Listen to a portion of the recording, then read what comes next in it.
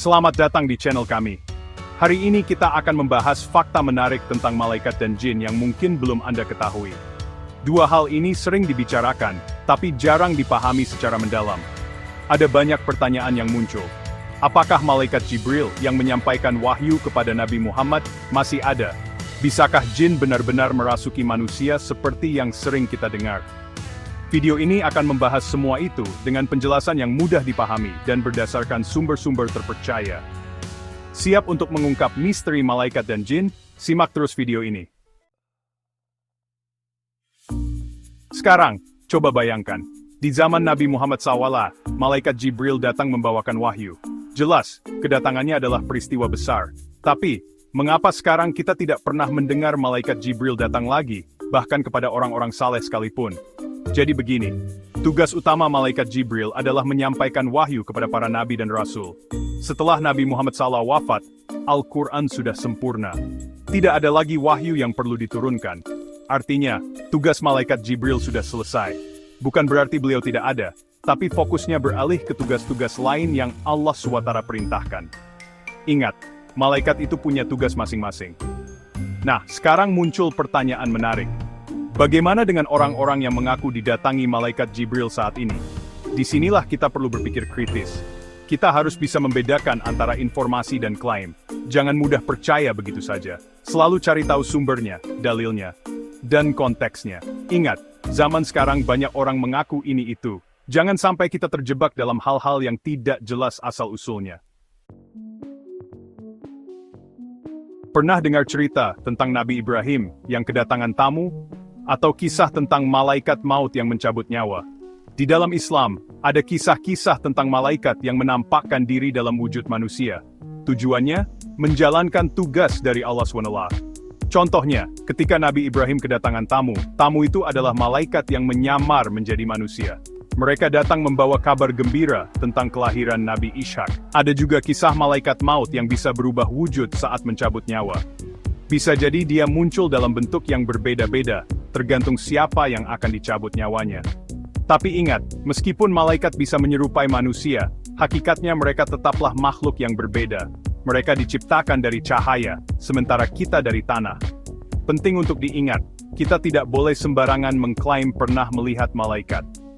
Apalagi sampai mempercayai orang-orang yang mengaku bisa melihat atau berkomunikasi dengan malaikat. Intinya yakinlah bahwa malaikat itu ada, dan selalu ada di sekitar kita. Mereka menjalankan tugas-tugas mereka sesuai perintah Allah SWT. Siapa yang tidak pernah mendengar cerita tentang kesurupan? Masyarakat kita sering mengaitkannya dengan jin yang masuk ke dalam tubuh manusia. Tapi benarkah jin bisa melakukan itu? Menurut Islam, jin memang diciptakan dari api dan memiliki kemampuan untuk berinteraksi dengan manusia. Mereka bisa melihat kita, sedangkan kita tidak bisa melihat mereka. Lalu, bagaimana jin bisa masuk ke dalam tubuh manusia? Ada beberapa hal yang bisa menjadi celah bagi jin untuk masuk. Misalnya saat kita lengah, lalai dalam beribadah, atau berada di tempat-tempat yang dipercaya menjadi sarang jin. Nah, ketika jin sudah berhasil masuk ke dalam tubuh manusia, mereka bisa saja mengganggu, bahkan mengontrol pikiran dan tindakan orang tersebut. Inilah yang sering kita sebut sebagai kesurupan. Tapi ingat, jangan mudah menyimpulkan setiap perilaku aneh sebagai kesurupan jin. Bisa jadi ada faktor lain, seperti gangguan kesehatan mental. Penting untuk selalu menjaga diri dengan mendekatkan diri kepada Allah SWT. Rajin beribadah, berdoa, dan meminta perlindungan dari gangguan jin. Mitos tentang cermin dan jin sudah seperti cerita turun-temurun. Banyak yang percaya bahwa cermin adalah portal bagi jin untuk masuk ke rumah. Tapi, benarkah demikian? Dalam Islam, tidak ada dalil yang secara eksplisit menyebutkan bahwa cermin adalah jalan bagi jin untuk masuk ke rumah. Mitos ini lebih kepada tahayul yang berkembang di masyarakat. Islam mengajarkan bahwa jin memang ada di sekitar kita dan bisa masuk ke rumah melalui celah-celah yang ada. Tapi bukan berarti semua benda, termasuk cermin, bisa menjadi pintu masuk jin. Lalu mengapa banyak orang mengaitkan cermin dengan jin? Mungkin karena cermin memiliki permukaan yang memantulkan bayangan. Hal ini menimbulkan kesan misterius dan mistis bagi sebagian orang. Jadi daripada khawatir berlebihan dengan cermin, lebih baik kita fokus pada menjaga kebersihan hati dan rumah. Pastikan rumah kita selalu dilingkupi dengan zikir dan ibadah, agar terhindar dari gangguan jin. Bulan Ramadan, bulan yang penuh berkah dan ampunan. Tapi, ada satu hal yang menarik untuk dibahas, yaitu tentang setan yang dibelenggu selama bulan Ramadan. Benarkah demikian? Secara harfiah, setan dibelenggu bukan berarti setan diikat secara fisik. Ini lebih kepada sebuah ungkapan bahwa di bulan Ramadan, kesempatan setan untuk menggoda manusia lebih kecil dibandingkan bulan-bulan lainnya. Mengapa? Karena di bulan Ramadan, umat muslim dianjurkan untuk memperbanyak ibadah, seperti puasa, tarawih, dan membaca Al-Quran. Hal-hal ini menjadikan iman dan takwa kita meningkat, sehingga lebih mudah untuk melawan godaan setan. Namun, bukan berarti kita lengah dan merasa aman dari godaan di bulan Ramadan. Setan itu cerdik, mereka akan selalu mencari celah untuk menggoda kita, meskipun kesempatannya lebih kecil. Oleh karena itu, tetaplah waspada dan teruslah memperkuat iman kita dengan memperbanyak ibadah dan menjauhi larangannya. Ingat, Ramadan adalah momentum untuk memperbaiki diri dan mendekatkan diri kepada Allah Subhanahu wa Ta'ala.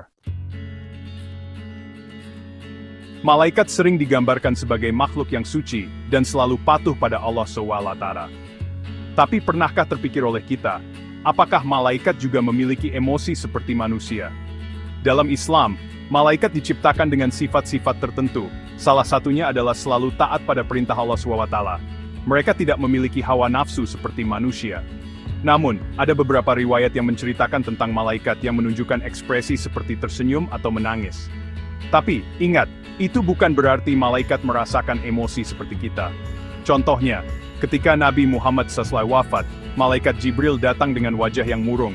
Ini bukan berarti malaikat Jibril bersedih, tapi lebih kepada bentuk penghormatan beliau atas wafatnya Rasulullah SAW.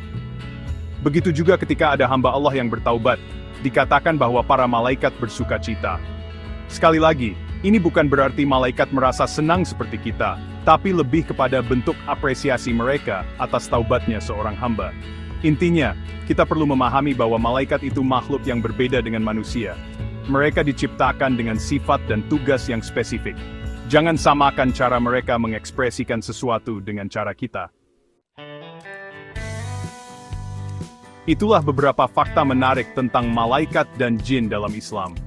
Semoga video ini bisa memberikan pemahaman yang lebih baik tentang keberadaan mereka. Ingatlah untuk selalu mencari ilmu dari sumber yang terpercaya, dan jangan mudah terpengaruh dengan mitos atau cerita yang tidak jelas asal-usulnya. Terima kasih telah menonton, jangan lupa like, share, dan subscribe untuk mendapatkan informasi menarik lainnya.